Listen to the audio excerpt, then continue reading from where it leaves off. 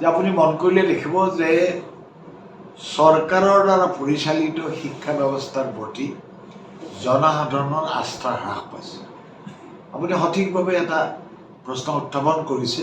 তৰুণ গগৈ ডাঙৰীয়া মুখ্যমন্ত্ৰী থাকোঁতে ব্যক্তিগতভাৱে আমি বহুবাৰ লগ ধৰি তেখেতক কৈছিলোঁ যে এনে কিবা নিয়ম প্ৰৱৰ্তন কৰিব নোৱাৰি নেকি, আণ্ডাৰটেকিং দিব নোৱাৰি নেকি যে এগৰাকী শিক্ষকে এগৰাকী অধ্যাপকে মাতৃভাষাৰ বিদ্যালয়ৰ বা মাতৃভাষাৰ মহাবিদ্যালয়ত যেতিয়া শিক্ষকতা কৰিব, অধ্যাপনা কৰিব, তেখেতসকলৰ পৰা এনেকুৱা আণ্ডাৰটেকিং ল'ব লাগে যে প্ৰাৰম্ভিক আপোনাৰ চৰ্তটি হ'ব লাগে যে তেওঁ ল'ৰা ছোৱালী তেওঁ নিজে শিক্ষকতা কৰা বিদ্যালয়ত পঢ়ুৱাব।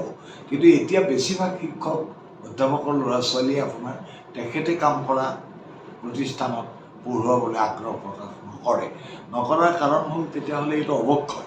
কিন্তু তাৰ ভিতৰত দুটা ষ্ট্ৰীম আপোনাৰ এক প্ৰকাৰ বাছি আছে। ধৰক অসমৰ বিভিন্ন প্ৰান্তত জাতীয় বিদ্যালয়ৰ এটা ষ্ট্ৰীম আছে, এইটো মাতৃভাষাৰ ষ্ট্ৰীম আপোনাৰ শাখা। তেনেকৈ শংকৰদেৱ শিশু নিকেতন আছে। শংকৰদেৱ শিশু নিকেতনলৈ যদি আপুনি লক্ষ্য কৰি দেখিব যে শংকৰদেৱ শিশু নিকেতনৰ জাতীয় বিদ্যালয়ৰ ছাত্ৰ ছাত্ৰীৰ সংখ্যা কিন্তু সাংঘাতিক ধৰণে হ্ৰাস পোৱা নাই, আৰু তাত কিন্তু আপোনাৰ ছাত্ৰ ছাত্ৰী এতিয়াও আছে, ফলাফল এতিয়াও ভাল হয়। তেতিয়াহ'লে চৰকাৰৰ দ্বাৰা পৰিচালিত বিদ্যালয়ত আপুনি কলেজসমূহত দেখিব যে এতিয়া আমি যেতিয়া কলেজত পঢ়োঁ তেতিয়া কলেজত আচলতে প্ৰাইভেটলি পাছ কৰা মানুহে কলেজৰ অধ্যাপক হৈছে। সৈয়দ আব্দুল মালিক ডাঙৰীয়াই আপোনাৰ 10 বছৰ পিছত তেখেতে MA পাছ কৰিছিল, 10 বছৰ তেখেতে এক্সাইজত চাকৰি কৰিছিল, চাকৰি কৰি 10 বছৰ পিছত কিন্তু তেওঁ এজন খ্যাতিমান অধ্যাপক আছিল। তেনেকৈ লীলা গগৈ ডাঙৰীয়া তেখেতে আপোনাৰ শিৱসাগৰ হাইস্কুলত দীৰ্ঘদিন কাম কৰিছিল, তাৰপিছত প্ৰাইভেটলি MA পাছ কৰি তেখেত ডিব্ৰুগড় ইউনিভাৰ্চিটিত অধ্যাপনা কৰিছিল।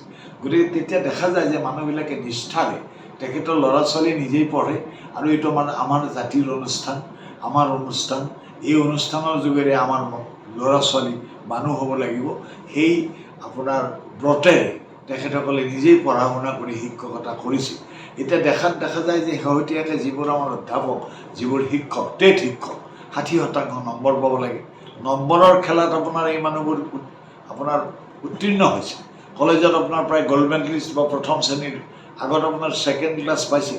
তাহানিখন আপোনালোকৰ শিৱসাগৰৰে সদা শইকীয়া বুলি আছিলে, তেখেতে ছেকেণ্ড ক্লাছ পাইছে, থাৰ্ড ক্লাছ পাইছে, থাৰ্ড ক্লাছ পাই টিউটৰ, তেতিয়া টিউটৰ ব্যৱস্থা আছিল, তেওঁলোকে টিউটৰ হিচাপে কলেজত বা স্কুলত সোমাইছে।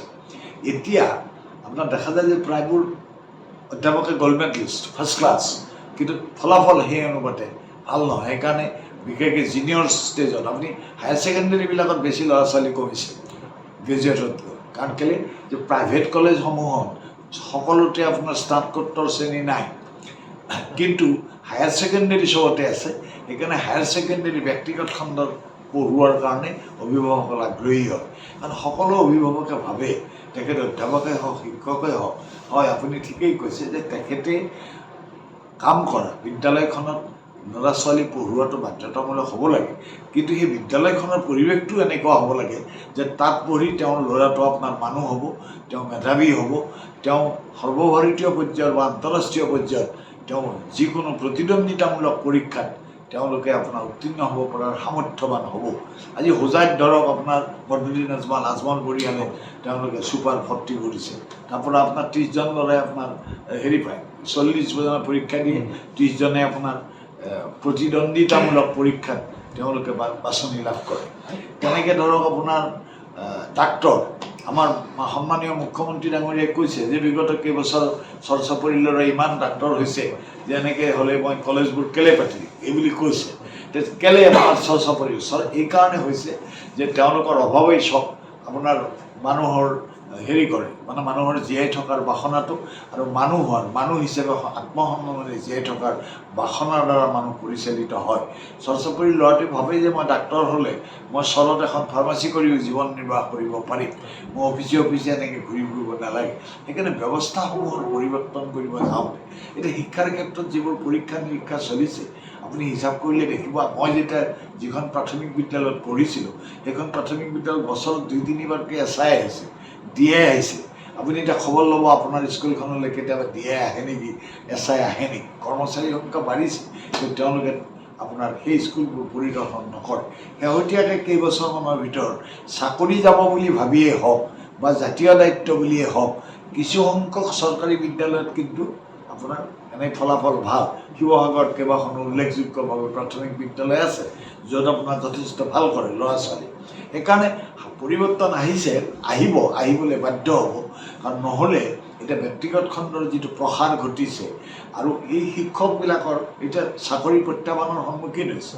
অসমত আপোনাৰ গাঁৱে কলেজ হ'ল এটা সময়ত, কলেজ নিৰ্মাণৰ এটা আন্দোলন হ'ল। প্ৰথম আপোনাৰ উজনিৰ ফালে আপোনাৰ প্ৰফেচৰ চেতিয়াহঁতে নৰ্থ বেংক কলেজ পাতিলে, সেইখন বোলে ৬২ চন। গ্ৰামীণ কলেজৰ ভিতৰত সিও এখন পুৰণা কলেজ। সেই কলেজবিলাক যে তেওঁলোকে নিৰ্মাণ কৰিছিল, নিৰ্মাণ কৰি তাৰ পৰা যিটো মানুহ উলিয়াইছিল, এতিয়াৰ সময়ৰ পৰিৱৰ্তনৰ লগে লগে আমাৰ ল'ৰা ছোৱালী বেংগলোৰত চাকৰি বিচাৰি যাব লাগে, আমাৰ ল'ৰা ছোৱালী অক্সফোৰ্ডত পঢ়িব যোৱাৰ সপোন দেখিব লাগে। সেই সপোন দেখুওৱাৰ ক্ষেত্ৰত আমাৰ সমাজখন দায়িত্বহীন হৈছে, সমাজখন নিৰ্লিপ্ত হৈছে। আপোনাক যিটো ক'লোঁ মই যে চৰচাপৰিত এনেকুৱা স্কুল কলেজ হৈছে। এতিয়া কেইবছৰমান আগতে মই মানকাছাৰলৈ গৈছিলোঁ। অসমৰ বহুত মানুহে নাজানে যে মানকাছাৰৰ মানুহে কি পঢ়ে। মানকাছাৰৰ 40% মানুহ আচলতে দেশী মানুহ, দেশী মুছলমান মানে খিলঞ্জীয়া মুছলমান আচলতে। বাকী মানুহখিনিয়ে আপোনাৰ সিপাৰৰ পৰা অহা আপোনাৰ ন অসমীয়া মুছলমান বা বাংলাদেশী মূলৰ মুছলমান। এখনেই দেশ আছিল। তেনেকৈ কৰিমগঞ্জত আপুনি চাব যে ৰাতিৰ ভিতৰতে, আনকি কৰিমগঞ্জ হাইলাকান্দি এই দুখনমান জিলা আপোনাৰ 24 ঘণ্টা পাকিস্তানত আছিল। পিছত ত্ৰিপুৰাখন লগাবৰ কাৰণে ভাৰতবৰ্ষৰ লগত তেওঁলোকে ঠিক কৰিলে আৰু কৰিমগঞ্জ আৰু হাইলাকান্দি আপোনাৰ ভাৰতবৰ্ষত ৰৈ গ'ল। গতিকে এখন ঘৰৰ চোতালে প্ৰথমতে, এতিয়া ঠিক হ'ল এৰা এৰি কৰিলে।